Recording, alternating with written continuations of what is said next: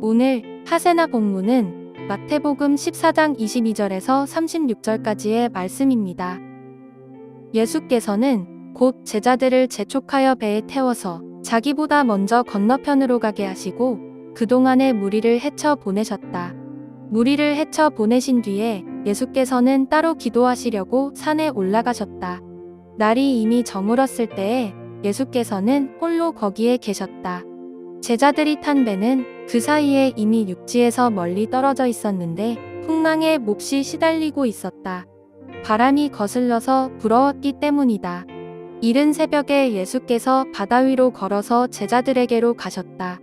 제자들이 예수께서 바다 위로 걸어오시는 것을 보고 겁에 질려서 유령이다 하며 두려워서 소리를 질렀다. 예수께서 곧 그들에게 말씀하셨다. 안심하여라. 나다. 두려워하지 말아라. 베드로가 예수께 말하였다. 주님, 주님이시면 나더러 물 위로 걸어서 주님께로 오라고 명령하십시오. 예수께서 오너라 하고 말씀하셨다. 베드로는 배에서 내려 물 위로 걸어서 예수께로 갔다. 그러나 베드로는 거센 바람이 불어오는 것을 보고 무서움에 사로잡혀서 물에 빠져 들어가게 되었다. 그때 그는 주님, 살려주십시오 하고 외쳤다. 예수께서 곧 손을 내밀어서 그를 붙잡고 말씀하셨다. 믿음이 적은 사람아, 왜 의심하였느냐? 그리고 그들이 함께 배에 오르니 바람이 그쳤다. 배 안에 있던 사람들은 그에게 무릎을 꿇고 말하였다. 선생님은 참으로 하나님의 아들이십니다. 그들은 바다를 건너가서 게네사렛 땅에 이르렀다. 그곳 사람들이 예수를 알아보고 주위의 온 지방으로 사람을 보내어 병자를 모두 그에게 데려왔다. 그들은 예수께 그의 옷을만이라도 손을 대게 해달라고 간청하였다. 그리고 손을 댄 사람은 모두 나았다. 어제 하세나에서 예수님이 5,000명을 먹이신 사건을 묵상했는데요. 그 일이 끝나자마자 예수님은 곧바로 제자들을 재촉합니다. 그리고 배에 태워서 자기보다 먼저 건너편으로 가게 하셨습니다. 동시에 예수님은 무리를 헤쳐서 보냈는데요. 왜 그렇게 하셨을까요? 요한복음 6장 14절에서 15절을 보면 무리들은 예수님이 행하신 기적을 보고 세상에 오실 그 선지자라고 여겨서 억지로 임금 삼으려고 했다라고 말합니다. 그렇기 때문에 예수님이 이렇게 행동하신 것이죠. 예수님은 수많은 사람들이 주는 인정에 취하지 않으셨습니다. 기적과 이사를 행함으로써 권력을 쥐고자 하는 욕망도 없었습니다. 또한 제자들이 그 영향을 받는 것도 경계하셨습니다. 그렇기에 무리를 보내신 다음 따로 기도하기 위해서 산에 올라가신 것입니다. 날은 이미 저물었습니다. 어두워졌습니다. 그럼에도 예수님은 여전히 홀로 기도하며 산에 계셨습니다. 세례자 요한의 죽음에 대한 이야기를 듣고 홀로 있는 시간을 가지고나 했으나 무리들이 몰려들어 그렇게 할 수 없었습니다. 이제서야 홀로 있는 시간을 보낼 수 있게 된 것입니다. 그런데 이번에는 풍랑이 심하게 불었습니다. 갈릴리 바다에서는 급작스런 돌풍이 자주 일어났는데요. 제자들이 탄 배가 바람 때문에 몹시 위태로워졌습니다.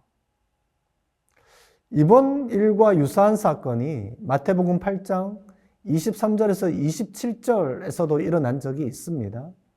그때는 예수님이 배에 타고 계셨습니다. 하지만 지금은 상황이 다릅니다. 이번에는 예수님이 그들과 함께 계시지 않으셨습니다. 여기서 교회를 위한 마태의 목소리는 분명합니다. 마태는 인생의 폭풍이 불 수 있지만 괜찮다라고 말하는 것입니다. 왜 그렇습니까? 23절의 말씀처럼 예수님이 그들을 위해 기도하고 계시기 때문입니다. 더 나아가서 예수님이 그들에게 오실 것이기 때문입니다. 여기서 새롭게 전개된 사실은 예수님이 폭풍을 헤치고 그들에게 오신다라는 것입니다. 예수님은 밤을 꼬박 새워 홀로 있는 시간을 보낸 후에 이른 새벽에 바다 위로 걸어서 풍랑으로 고생하는 제자들에게 가셨습니다. 이른 새벽을 개역 개정판 성경에서는 밤 사경이라고 표현하고 있는데요. 새벽 3시에서 6시 사이에 해당합니다. 제자들은 예수님께서 바다 위를 걸어오시는 것을 보고 겁에 질려서 유령이다 하며 두려워 소리 질렀습니다. 고대 세계의 대중들은 유령이나 떠도는 영혼의 존재를 굳게 믿고 있었기 때문에 이렇게 반응한 것이죠. 예수님이 말씀하시죠. 안심하여라. 나다. 두려워하지 말아라. 베드로가 예수님께 말합니다. 주님, 주님이시라면 나더러 물 위로 걸어서 주님께로 오라고 명령하십시오. 예수님은 오너라 라고 말씀하셨습니다.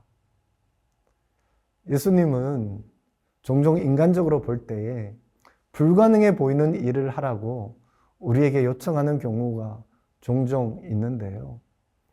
베드로는 배에서 내려 물 위를 걷습니다. 그러나 바람과 파도가 칠 때 순간적으로 예수님에게서 눈을 떼어버리고 대신에 바람과 파도를 바라보았습니다.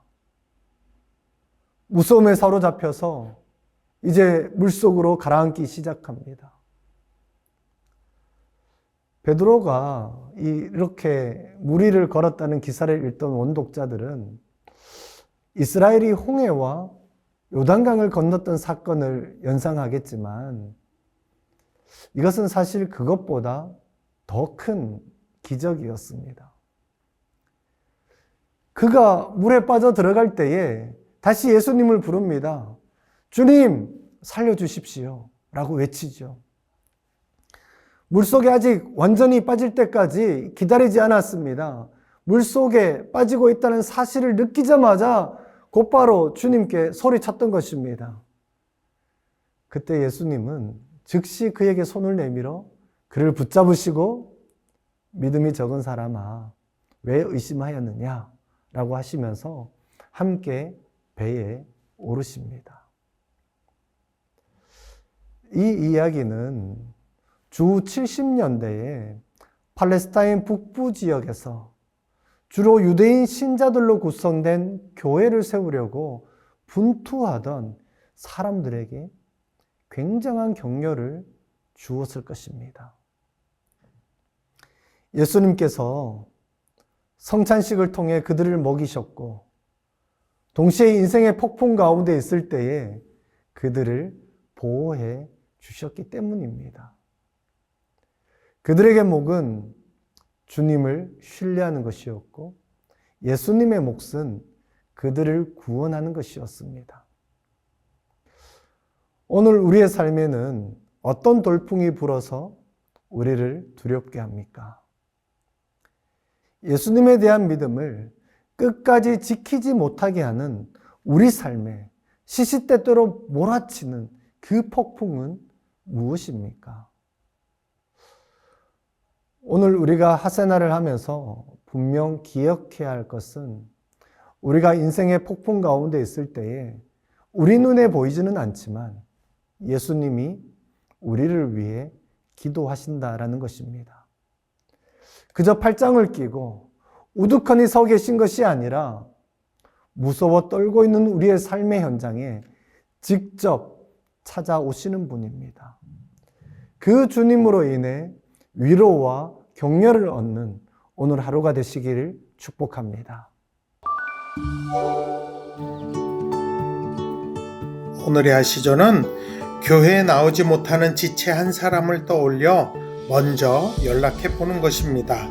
나와 한 공동체로 부르신 하나님의 섭리를 기억하며 먼저 연락해 보는 용기를 꼭 실천해 보시길 바랍니다. 오늘의 하시조 함께 하시죠.